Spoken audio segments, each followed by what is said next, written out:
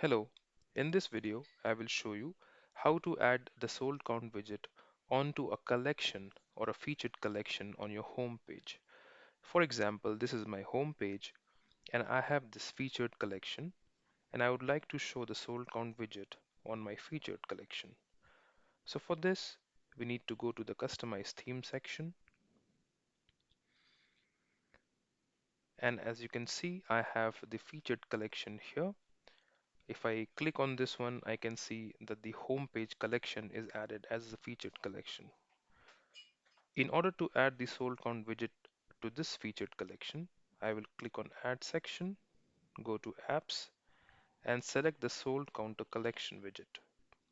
Once added, click on this, and then I need to select the collection that I have added on the home page, which is my home page collection. So just click on it, save select, and then you can go back. And now you can see that the sold count widget has been added to my featured collection. Now, if you have more than one collection on your home page, you need to repeat this exercise for all of them.